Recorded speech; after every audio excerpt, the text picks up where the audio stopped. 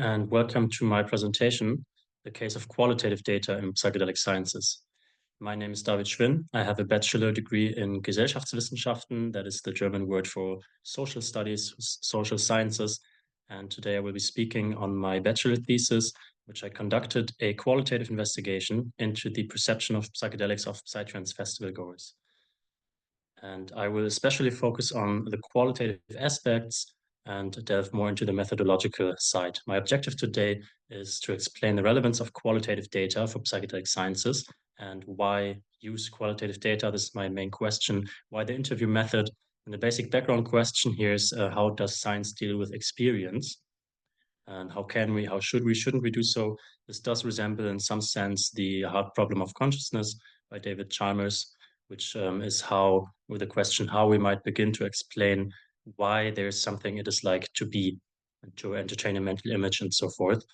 And I will clarify my study design and the rationale with regard to interview methodology, and especially an outline of the theoretical foundations and a characterization of the empirical field that I was in my subcultural festival setting explorations. So I will also include some results of the thesis and conclude with the one that's here already, the statement, because I think psychedelic experience is a necessary theoretical entity for psychedelic sciences. So where am I coming from with this? Well, the question of whether the psychedelic trip is truly needed for the therapeutic effects or benefits of psychedelics has become a matter of heated debate. I can recommend this neuroscientific case for acknowledging experience. Mine will not be neuroscience based. And I'm interested in the paradigm shift, the potential, according to Gründer Jung Aberle, for psychiatry is the systematic combination of a neurobiological and a psychotherapeutic treatment. And it will likely move parts of psychiatry from a drug-centered treatment, so you treat the brain, to a treatment centered on human experience and its social context. You would rather treat a person. Now, the big question is, of course, how does one adequately and scientifically center a treatment around human experience? What we also do need is better research that describes real life and long-term consequences of the non-clinical use. This is quite similar to my aim, and with this in mind, I headed to a Modem festival, a psytrance festival in Croatia, conducted half structured interviews, 5 of them, and transcribed and analyzed the resulting qualitative data. As for my structure today, I will introduce my research rationale, speak on my methods, and then delve more into the theoretical foundations to measure experience, in which I speak on empirical science and philosophy, sociology and phenomenology, and the problem of relativity of experience, and finally discuss and conclude. So my research rationale is that since psychedelics are a phenomenon outside of therapy, medicines, and sciences, could an exploration into the field of subcultural discourses add to academic fields and the scientific discourses? This is a rhetoric question. I do believe so. And this is also an ethical question. I wonder how aware the scientific discourses, for example, around medicalization, are of non-clinical settings. Macmillan argues that the voices of the psychedelic using communities should be included in bioethical discussions, especially around those guiding normative elements. And he argues this based, one, on their position in, well, because they're affected, their position in society, but also based on an epistemic relation, which I will further speak on later. My professor, Professor Vogt, is involved in the PsychedelX project, and in the work package 2, it focuses on the general German population. So my then leading research question in my bachelor thesis was the flip side of that one. What might the subcultural populations think of psychedelics? And with respect to my initial question for this presentation, why might we use qualitative data? This is already a hint of an answer, because to my knowledge, this is a question where qualitative data and qualitative methodology is really the way to go. So my question in the thesis was, how do psytrance festival goers perceive psychedelics? And this was my setting. Professor Hauskeller spoke on semi-legitimized spaces of consumption, if you want to delve more into that. And this is not about the clinical setting, but in the non-clinical setting, and specifically I was on a festival. Furthermore, my research rationale includes an epistemological assessment I brought a quote from Humphrey Osmond with me. Perhaps most importantly, there are social, philosophical, and religious implications in the discoveries made by means of these agents. And talk of discoveries, insights, and knowledge requires epistemological assessment, meaning we have to reflect on our ways of knowing of psychedelic phenomena. I highly recommend Varieties of Psychedelic Epistemologies by Chris Letherby for this. With that, let's head on over to my method. I did half structured narrative interviews. 4 or 5 people were male and they were German speaking. And I did this in order to gain insight into how psychedelics are perceived. Ultimately, I asked questions. And it's important to remain a certain openness toward answers, to employ open questions. I then used Easy Transcript and Max QDA for transcription and coding. And the coding was exclusively based on the data material. So this is the grounded theory approach. I did not employ formally pre-established categories of interpretation.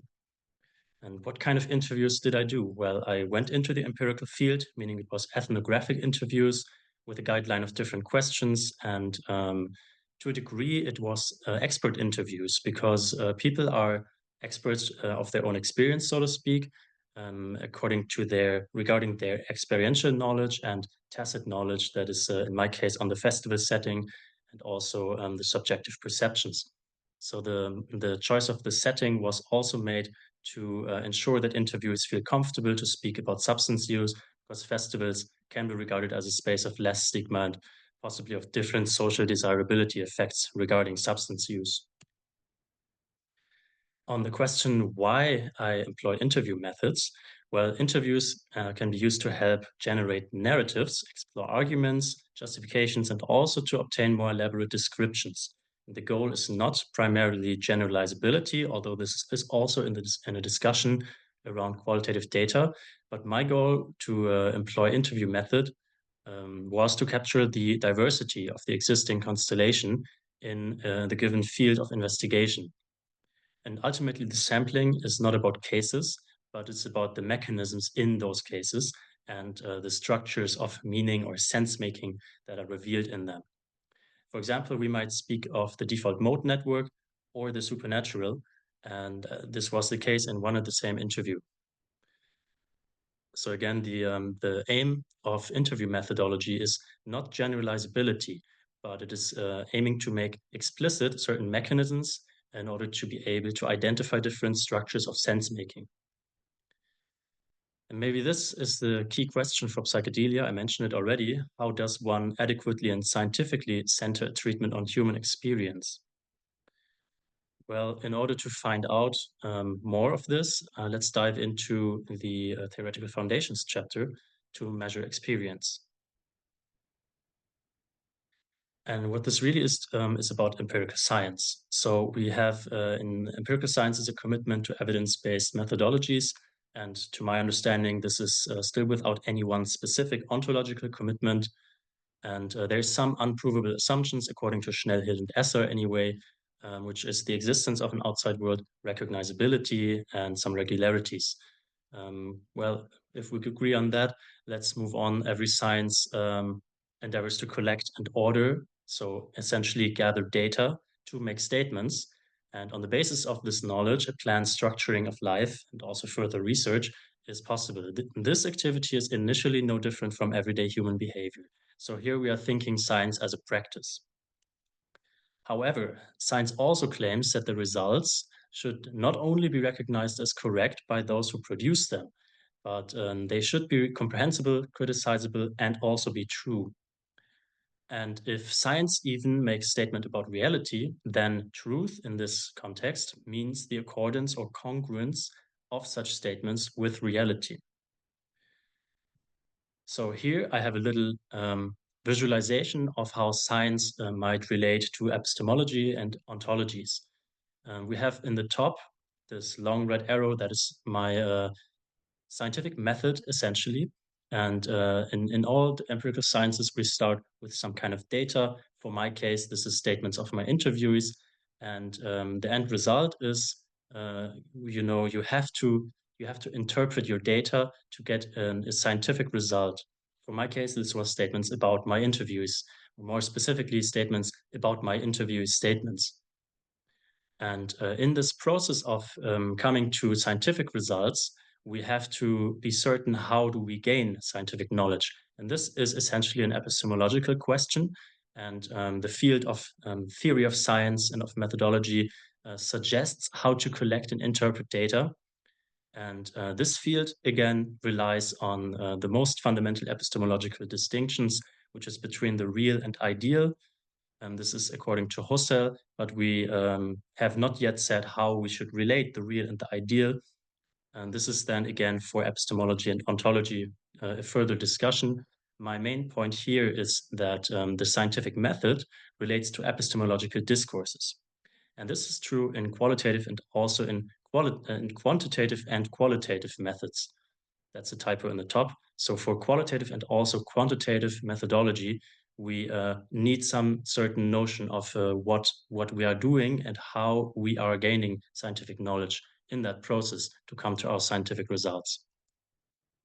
So we might be scientific realists. This is the position of a positive epistemic attitude toward the content of our best theories and models. We might say that the scientific interpretation is superior to any cultural interpretation. We have to be careful, though, because science, of course, is a cultural institution too. Now, still, we might hold an epistemically positive attitude toward the outputs of scientific investigation, generally speaking. And I believe that if we subscribe to this idea that scientific methodologies can entail non-relativist ways of gaining true knowledge, and even maybe we think that this allows for constant approaching to reality and gaining closer proximity, then we need an ontological discussion in psychedelia as well. For the cases, maybe it's my suggestion of psychedelic phenomena, psychedelic events, psychedelic substances, mechanisms, and also experiences. So I want to be clear that in analogy to Kincaid's contextualist naturalism, I believe the question, what is the true ontology of psychedelia, is a non-starter. He asked this in relation to the true ontology of social classes and thinks that is a bad question. I agree. And his approach, according to him, and I find it quite convincing, a more promising approach, bases claims about social ontology on empirical social sciences. And it is a naturalist approach. As for my central thesis here is psychedelic sciences need to acknowledge the notion of psychedelic experience. And Sjöstedt Hugh agrees that etymologically speaking, this term psychedelic came about to refer to mind manifesting and not brain manifesting. And thus the term psychedelic should also be determined by drug-induced phenomenology rather than physiology. So let's expand on phenomenology. This is, of course, a school of philosophy based in Husserl's thought, and it refers to intentional acts of consciousness. So the central notion is intentionality. And there is some empirical relation to mind-altering drugs. Hayen et al. Found, for example, that having clear intentions for the experience was conducive to mystical type experiences. And I can also highly recommend the investigation of Montgomery within the School of Phenomenology, why psilocybin might be effective in therapy at all. For me as a sociologist, however, phenomenology proves to be the frame of reference through which human experience becomes an indispensable basic element of social theory. So here I refer scientifically within the field of sociology to human experience philosophically founded in phenomenology. A big problem here, however, is the relativity of experience. Schnettler calls this an unresolved problem, the historical and social relativity of experience.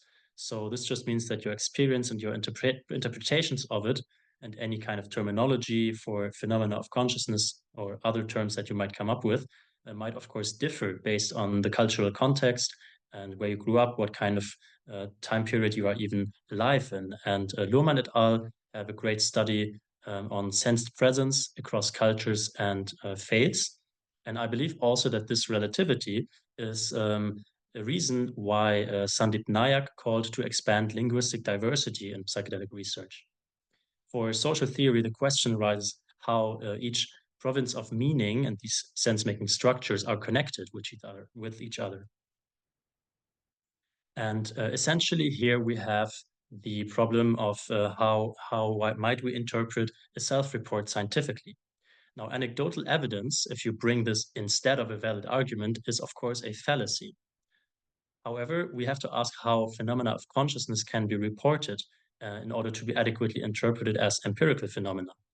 And for sociology, it is indispensable that research connects its own theoretical interpretations, proposals, approaches, and concepts to the interpretations of those that it researches. Because only there we find these structures in meaning making and different discourses, cultural differences. These essentially are or make up the empirical field of sociology. So again, for example, we might speak of the default mode network or of the supernatural. With that, let's come further to the discussion and conclusions. But first, I will give you some results of my initial investigation in my bachelor thesis. So you already see there's quite a diversity of results and only some relative consensus. People were quite aware of the ambivalence of effects, spoke of the importance of set and setting, preparation and intentions, that you can use psychedelics as tools, the narrative that they are not party drugs. They spoke on nature and sense and a sort of purpose of psychedelics, its use for human development and a kind of progression of consciousness, and also on risks and potentials. I was met with the narrative, there are no bad trips. And for this, I highly recommend a critique by Erica Selfand, Let's Talk About Bad Trips, Separating Difficult from Traumatic. It's well worth a read. With that, let's move on in my structure to the discussions and conclusions. So the real question here is, who can report phenomena of consciousness? Well, it is members of society themselves that have the primary evidence of their experiences. And this is, of course, quite relevant for an epistemic understanding in psychometrics. And this is the episteme of qualitative data. And the ethical relevance also Macmillan has accounted for that.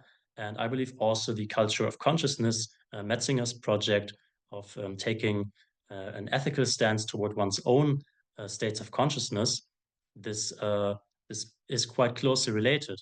And according to Schnettler, concepts of experience should not be formed ex cathedra, top down, so to speak, as a kind of infallibly proclaimed doctrine. Instead, in the empirical study of consciousness, according to Schmidt and Hayen et al., psychometric research, the definition of an altered state lies primarily in its difference to a non-altered and a regular state. This is, of course, an interoceptive perception, but we assume there is a certain variability in our everyday waking consciousness. Also, most people have a strong intuition about which variations are known to them. And all those states that deviate quite exceptionally from average experience values, those can be regarded as altered states. So the case of psychometrics, the motto is maybe speak your altered mind. It is the members of society that can justifiably claim that the interpretation on the part of the research does not refuse the essential moments of their own interpretations, especially if these do not fit into an already established scientific scheme. So we need qualitative methods primarily to capture the diversity of existing constellations in a field of investigation. So here, think also of, for example, biographies or career choices, or as was my case, my thesis, the subcultural perception of psychedelics. This is to make empirical observations in the case of sociological research and social research. And what we essentially do is we posit and then detail a social address regarding certain ideas, reported perceptions, and also states of consciousness. This is qualitative methods. The qualitative methodology, we need it to clarify and discuss how to gain knowledge and what knowledge is possible to gain, so the reflection of scopes of knowledge based on reflexive reports and self-reports and statements of interviewees. And to address this epistemic notion that they experience their subjectivity. Chris Letherby, in another worthwhile read, titles this the epistemic asymmetry or an axis differential. It's also discussed under this term. So here I want to bring consciousness between different disciplines. It's psychometrics, phenomenology, and sociology. Psychometrics we can understand as the statistical quantification of subjective qualities. Phenomenology, meanwhile, the school of philosophy, is about uncovering the general structures of the subjective orientation. And sociology, in the meantime, can be understood as an analysis of the communicative attribution, for example, of consciousness. And especially interesting for studying is the routines of attribution. For Luhmann, the sociological system theory, it would be action or experience, or the social address, according to Fuchs. So now, to conclude, the qualitative methodologies in psychedelic research are needed to clarify how to gain empirical knowledge on phenomena of consciousness, which psychedelic states of consciousness, of course, are. And here the question is how to address phenomena of consciousness empirically and how to refer to specific experiences as empirical phenomena. We need qualitative methodologies in psychedelic research to enable empirical observation via credible reports of specific phenomena of consciousness, given all possible phenomena of consciousness. And with that, I thank you for your attention, and I'm now open to questions. And don't hesitate to contact me via email if you have further questions at the end of the Q&A. Thank you.